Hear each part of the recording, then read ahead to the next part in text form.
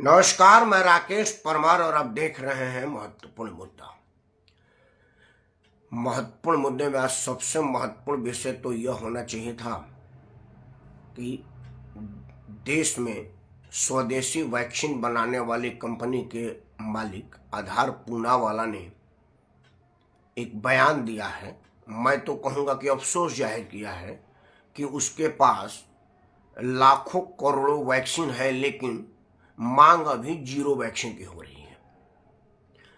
आपने समाचार चैनलों पर कोरोना का पुनरुत्थान के विषय में जो समाचार सुन रहे होंगे, वो आधार पूनावाला के बयान को आधार मान करके इसको जानने समझने का प्रयास किए कि कोरोना देश में पहले क्यों बढ़ा था, अब क्यों बढ़ रहा है और दोबारा क्यों बढ़ने लगा। आधार पूनावाला का वह बयान, मैं कहूँगा कि वो अफसोस कि हमारे पास कोरोना का वैक्सीन बहुत ज़्यादा बन गया है, स्टॉक में है, लेकिन सप्लाई और डिमांड बहुत कम है। मेरा सुझाव है कि बुजुर्गों को एक बार पुनः लगवाना चाहिए। मतलब कोरोना बीमारी है या दवा कंपनियों के लिए एक अवसर है, यह बात विचार योग तो ज़रूर है। फिर भी मेरे इस बातों को बहुत सीरियस लेने से पहले विशेषज्ञों से राय जरूर जान लीजिए कि कोरोना बीमारी है या दवा कंपनियों के लिए एक अवसर है। आपदा में अवसर इसी को कहते हैं क्या? यह एक बड़ा महत्वपूर्ण विषय था। लेकिन आज जो मुद्दा है वो बड़ा महत्वपूर्ण है और मैं मानता हूं कि उस पर जरूर बात हो और गंभीरता से बात हो। मित्रों, आज राहुल गांधी ने अपना 12 तुगलक लेन वाला आवास खाली कर दिया। वो इसलिए कि वो अब संसद सदस्य इस पूरे सत्र के लिए रहे नहीं। उनका संसदीय सीट जो है वो 2 साल के सजा सुधार देने के वजह से समाप्त हो चुका है, जिसमें उन्होंने सारे मोदी को चोर कहा था। उन्होंने जो चोर कहा वो गलत है, सही है। मैं अभी उस मुद्दे पर बात करने के लिए नहीं आया हूं, क्योंकि जिस मुद्दे पर भारत के विद्वान न्यायाधीशों ने अपना निर्णय दे दिया है उस पर मैं बोलूं, यह न्यायपालिका का अपमान है। लेकिन मैं विनम्रता से हाथ जोड़ करके, सिर झुका करके क्षमा मांगते हुए न्यायपालिका के सभी निर्णय का विरोध नहीं कर रहा हूं और ना ही सभी निर्णय का समर्थन कर रहा हूं। लेकिन कुछ निर्णय जो हमारे विद्वान न्यायाधीश आजकल दे रहे हैं उस पर चिंतित मैं जरूर हूं। मैं एक बार पुनः हाथ जोड़ के कह रहा हूं कि मैं विरोध नहीं कर रहा हूं। कंडेम कोर्ट में कृपया हमको मत घसीटिएगा। मैं बड़ा गरीब आदमी हूं, ना तो मेरे पास जेल काटने की शख्सियत है, क्षमता है, और ना ही फाइन भरने, जुर्माना भरने की मेरी औकात है। और मैं कोई बड़ा वकील तो हूं नहीं कि 1 रुपया का जुर्माना भरने का आदेश आपके तरफ से हो जाएगा। मेरे तो 1 रुपया भी लाले पड़े हैं तो मैं कहाँ से दूंगा।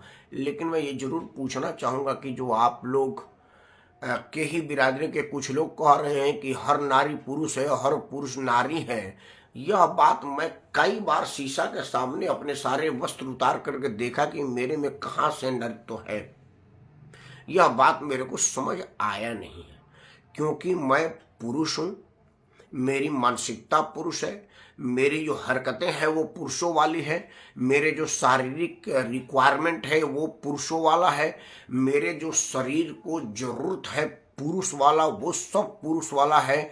मुझ में कभी नारीत्व का एहसास नहीं हुआ और ना ही नारीत्व के तरफ आकर्षण हुआ खुद को नारी बनने के लिए। नारी के प्रति आकर्षण रोज होता है, वो विषम लिंगों के प्रति आकर्षित होना स्वाभाविक क्रिया है। अगर आप स्वस्थ मन के हैं तो आकर्षित हो।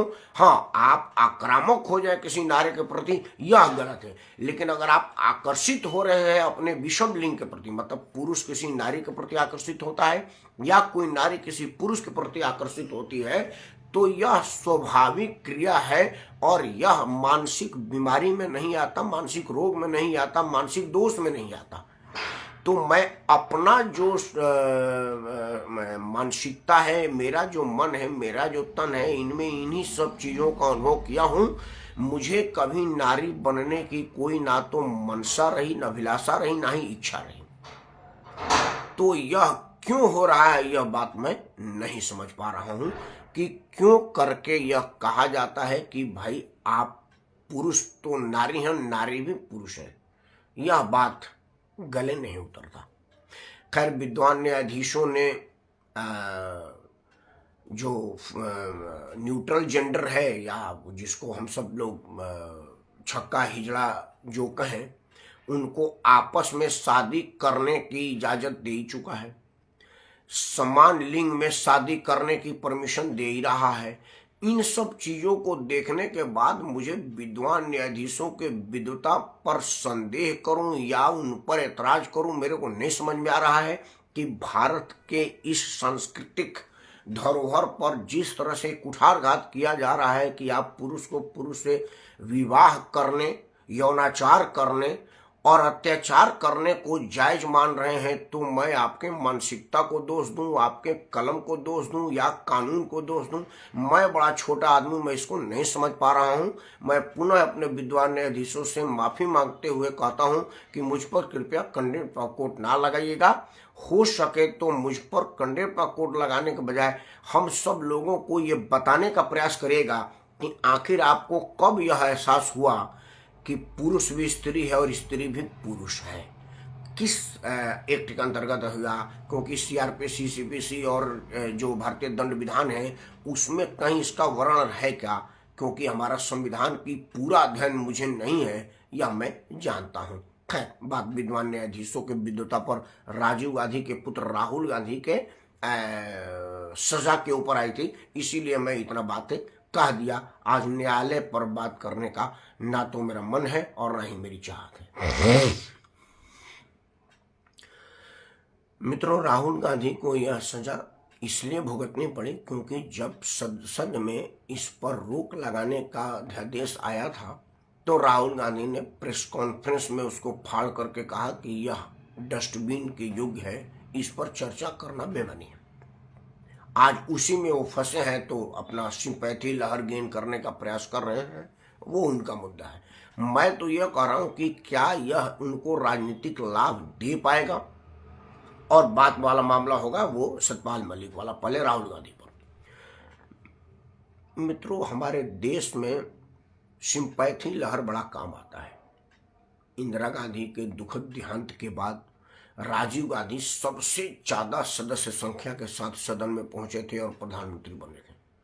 वो श्रद्धेय इंदिरा जी के दुखद हत्या जो उनकी हुई थी उसका सिंपैथी लहर आया था। राजीव गांधी की लहर के बाद कांग्रेस की दोबारा सरकार बनी थी। मोहनदास करमचंद गांधी की हत्या के बाद कांग्रेस को सरकार बन गई थी। मतलब हमेशा से इस तरह की लहरें जो होती हैं वो सिंपैथी वाली काम आती हैं और हमारे भारत के लोगों के मानसिकता पर दबाव बनाती हैं।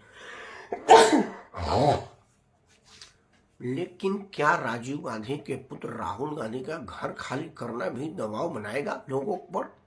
यह प्रश्न बड़ा अनिवार्य है और महत्वपूर्ण है।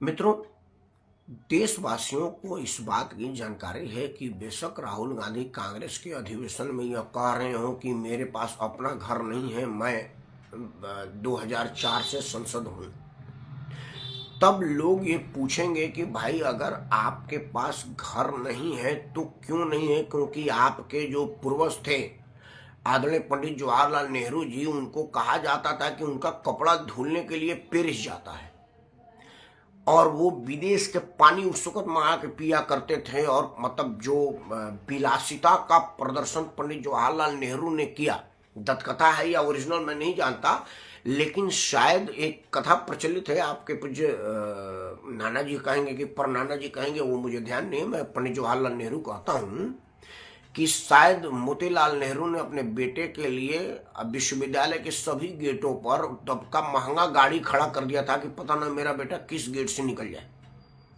और जिस गेट पर निकले उस गेट पर अत्याधुनिक गाड़ी सबसे महंगी वाली खड़ी हो। यह विलासिता का निशानी था। उतनी संपत्ति को आप कहाँ खर्चा किए? शादी ब्याह आपका हुआ नहीं कि बेटा बेटी का पढ़ाई लिखाई या ब्याह में खर्चा किए होंगे। आपका खाना पीना, गाड़ी छकड़ा, ये जो अलने चलने का खर्चा है वो भारत सरकार उठाती है सुरक्षा के मद्देनजर रखते हुए। तो पैसा कहाँ खर्चा हुआ कि आप एक मकान नहीं बना सके? क्योंकि अगर मैं ये सुनूंगा तो कहूँगा कि भाई मेरे पूज्य पिताजी ने दिल्ली आते वक्त मुझको सिर्फ भाड़ा दिया था, अलग से मेरी माँ ने कुछ पैसा दे दिया था कि भाई कुछ रास्ते में जरूरत पड़ जाए, कोई दिल्ली में तनख्वाह मिले में महीना 1.5 महीना तेरे को लगेगा तब काम आ जाए, तो मेरी माता ने एक्स्ट्रा कुछ पैसा दे दिया था। और उन लोगों का आशीर्वाद और वो कुछ एक्स्ट्रा, मतलब उस वक्त मैं बात कर रहा हूँ 85 में, तो मेरी माँ के पास शायद 87-88 रुपया था, पूरा 100 भी नहीं था। और पिताजी 200 रुपया दिए थे अलग से टिकट के अलावा। मतलब वो कुल 300 रुपया लेकर के मैं दिल्ली आया था। हालांकि उस वक्त 300 रुपया बड़ा बढ़िया था और मेरी नौकरी लगी थी, मैं नौकरी ज्वाइन करके आया था पटना में। मैं कंप्यूटर का डिप्लोमा किया था और कंपस सिलेक्शन जैसा उस वक्त हुआ था, वहीं इंस्टीट्यूट से मेरी भर्ती हुई थी और टिकट कंपनी ने ही भेजा था। तो और अकोमोडेशन भी यहाँ था। 300 रुपया मेरे किसी मतलब जरूरत नहीं पड़ती, लेकिन फिर भी दिया था।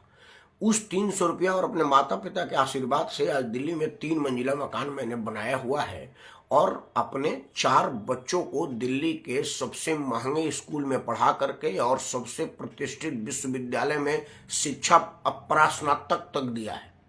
मेरा बच्चे पहला वाला इनकम है, दूसरे वाला एमएससी है, तीसरे वाला इंजीनियर है, चौथी वाली सीए कर रही है। मैंने इतनी ऊंची शिक्षा देते हुए घर बना लिया है और मैं कोई ऐसा काम नहीं करता जिसको गैर कानूनी के श्रेणी में लाया जाता है। मजदूर आदमी हूँ, मजदूरी करता हूँ, मतलब नौकरी करने वाला आदमी हूँ। वो भी आईएएस पीसीएस कलेक्टर नहीं हूँ जहां पर उपरवार और एक्स्ट्रा कमाई का स्रोत हो। तो अगर मैं एक साधारण आदमी, गरीब आदमी, आर्थिक तंगी वाला आदमी बच्चों को पढ़ाते लिखाते 3 मंजिला मकान दिल्ली में बना सकता है, तो आपके पास मकान अपना बचाए रखने का भी काबिलियत सलाहियत नहीं थी, तो फिर हम आपको राजनीति में क्यों दे भैया? देश आपके हाथ में क्यों दे जो अपने पुरखों के संपत्ति को ही बेच खाया हो? अपने पुरखों के अकूत संपत्ति को जिसने स्वाहा कर दिया उसके हाथ में मैं देश क्यों दूं? यह देशवासी पूछेंगे ना। लोग कहेंगे कि भाई आपके जो साझीदार है लालू प्रसाद यादव, वो पटना के वेटरनरी अस्पताल के चपरासी वार्ड के 10 बाई 10 के कमरे में 10 लोग जमीन पर सोया करते थे और 10 लोगों के जमीन पर सो करके वो बेचारा पढ़ाई लिखाई किया और आज आय से अधिक संपत्ति का केस उस पर दर्ज है। उस तेजस्वी यादव और तेज प्रताप यादव जो बालिग भी नहीं हुए थे तब भी उनके पास करोड़ों रुपए की संपत्ति आ गई थी। आपकी उसी राजनीतिक बिरादरी के लोगों के पास संपत्ति बढ़ रही है और तुम्हारा घट रहा है। ऐसा क्यों हो रहा है? घट रहा है तो किस मद में घट रहा है? दारू पीते हो, अफीम पीते हो, कि कोई और बुरी ऐब है? बच्चा बच्ची तुम्हारे पास है नहीं, शादी तुम्हारा खुद का नहीं हुआ है, तो कहाँ खर्चा हुआ? क्योंकि ब्याह तो शादी ब्याह में खर्चा होता है। माता पिता दादी उदी के इलाज तो भारत सरकार ने करवाया।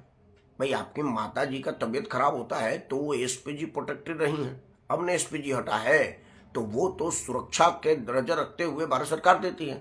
आपका आने जाने का, तेल पानी का खर्चा, हवाई जहाज का खर्चा सब सरकार देते, पैसा कहाँ खर्चा किया? तो सिंपैथी भारत की जनता आपको दे पाएगी। अब सवाल आएगा कि आपने जो प्रश्न किया है कि भाई ये मोदी के विरुद्ध मुद्दा उठाने का सजा है, तो लोग पूछेंगे कि भाई 2004 से आप लगातार संसद में हैं, अब तक आपने कितने ऐसे मुद्दे उठाए हैं जिससे सरकार अनकंफर्टेबल रही हो? और अभी 8 साल से जब मोदी के साथ आप अपोजिशन में हैं तो आपने अब तक कितने मुद्दे उठाए हैं? और अगर अब तक उठाए हुए हैं तो आपको अपदस्थ नहीं किया गया, तो आज ऐसा कौन सा नया मुद्दा उठा लिया जिससे आपको अपदस्थ कर दिया गया? जनता आपसे पूछेगी, क्योंकि पिछला कार्यकाल में आप पूरे 5 साल उनके साथ विपक्ष के नेता के रूप में बैठते थे, बिल्कुल आमने सामने सदन में। तो क्या आप पिछले कार्यकाल में और ये जो 2 साल का कार्यकाल था इसमें आपने कोई प्रश्न नहीं उठाया था? इसीलिए नरेंद्र मोदी ने आपको घर खाली नहीं करवाया और अब पहली बार प्रश्न उठाए और घर खाली होगी? यह जनता पूछेगी ना, क्योंकि भाई 8 साल तक आप उस सदन में सदस्य बने रहे जहां पर मोदी के विरुद्ध मुद्दा उठाने के लिए आपको भेजा गया था। तो क्या 8 साल तक आपने कोई मुद्दा नहीं उठाया, या 8 साल तक उठाया और मोदी आपको 8 साल तक झेलने के बाद नाराज हुए? यह जनता आपसे पूछेगी और आपको बताना पड़ेगा। मेरा अपना मानना है कि आपका घर खाली करना एक न्यायिक प्रक्रिया है और न्यायालय के आदेशानुसार हुआ है। चूंकि आप 2 साल से ज़्यादा का कन्विक्शन आपका हो गया था, तो स्वतः संसदीय खत्म हो जानी चाहिए, जो हो गई। और जब आप संसद ही नहीं रहे तो संसद के रूप में मिला हुआ आपको आवास क्यों रहे?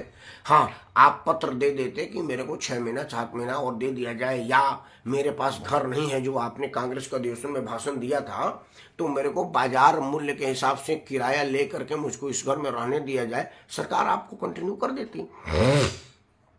क्योंकि इस तरह से बहुत सारे संसद हैं, आपके पार्टी के भी बहुत सारे लोग हैं जो संसद नहीं हैं। गुलाम नबी आजाद है ना, बाजार मूल्य पर किराया दे करके, या सुरक्षा के दृष्टि से बहुत सारे हैं। मुरलीधर जोशी है, नरेंद्र ये अपना लाल किशन आडवाणी है, कई लोग हैं। आप भी हो सकते थे, लेकिन आपकी संसदीय खत्म होने के तुरंत बाद आपने आवास खाली करके सिंपैथी गेन करना चाहा। जनता वो आपसे पूछेगी।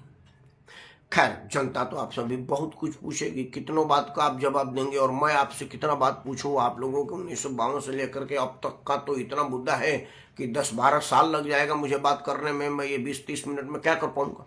इसलिए आपको यही विराम देता हूं, क्योंकि मुझे लग रहा है कि आपका राजनीतिक विराम हो गया है। आपके पैदल चलने से सिर्फ बाल बढ़ा है, राजनीति नहीं बढ़ा है। और अब आप चाहते हैं कि मोदी के विरुद्ध कोई मुकाबले में खड़ा हो, तो सबसे पहले अपने अहंकार को हटाइए और किसी बढ़िया आदमी को उनके मुकाबले में पहुंचाइए। और नहीं तो कम से कम कांग्रेस की बागडोर अपने बहन के हाथ में दे करके स्वयं तीर्थयात्रा पर निकल जाइए, तीर्थयात्रा करिए। हो सकता है इस जन्म में कुछ भला हो जाए, अगला जन्म भी सुरक्षित हो जाए। तथास्तु। अब आते हैं सतपाल मलिक वाले एपिसोड पर। अभी तो सतपाल मलिक वाले मामले में मुझे लग रहा है कि नरेंद्र मोदी इस मामले में सतपाल मलिक के हाथों खेल गए हुए लगते हैं। सतपाल मलिक एक बड़े घाट खिलाड़ी हैं। सतपाल मलिक जब शुरू में गवर्नर बने थे तो नरेंद्र मोदी का गुण गाते नहीं थकते थे, झोरियां भर भर के उनकी तारीफें किया करते थे। लेकिन जैसे ही उनको लगा कि भाई ये विपक्ष में एक वैकुंठ आ रहा है और मोदी के मुकाबले में कोई आदमी मजबूत दिख नहीं रहा है, तो उनके मन में राजनीतिक कुलाची मारने लगी। क्योंकि असल में तो वो राजनीतिक व्यक्ति हैं। लोकदल के माध्यम से उन्होंने राजनीति की शुरुआत की थी, किसानों का आंदोलन के नाम पर अपना राजनीति चलाते थे और असल में नेता ही थे। राजभवन में जाने के बाद उनकी राजनीति खत्म हुई नहीं। वो कहा जाता ना कि बंदर गुलाटी मारना नहीं छोड़ता, चाहे बुढ़ाई हो जाए। तो जो राजनीतिक में लोग रहते हैं वो राजनीतिक कलाबाजियां करना छोड़ते नहीं है, चाहे वो राजनिवास जैसे न्यूट्रल स्थान पर ही क्यों न पहुंचे। सतपाल मलिक में भी वही थी, राजनीतिक कलाकारियां और कलाबाजियां उनसे छूटी नहीं, और वो उस कलाबाजी का खुलेआम प्रदर्शन करने लगे और राजभवन से मोदी के विरुद्ध षड्यंत्र रचने लगे। सीबीआई को उस वक्त ही उनको गिरफ्तार कर लेना चाहिए था, क्योंकि राजभवन को राजनीति का अखाड़ा बनाना संविधान के विरुद्ध था। लेकिन मोदी ने उनको राजनीतिक लाभ न देने के उद्देश्य से उनको राजभवन से रुखसत नहीं किया। जब उनका पूरा कार्यकाल खत्म हो गया तो अगला कार्यकाल उनको स्वाभाविक तौर से नहीं मिलता, और ना ही उन्होंने लेना चाहा। जब ये नहीं मिला तब जा करके वो इस तरह की अनाप शनाप बयानबाजियां करने लगे। और इस बयानबाजी का नतीजा ये हुआ कि सीबीआई जो केस उन पर गवर्नर के रूप में नहीं खोल सकती थी, अब चूंकि गवर्नर रही तो वो खुल गया। अब इसको लोग राजनीतिक रूप से भुनाने लगे, तो इसका मैं क्या करूं?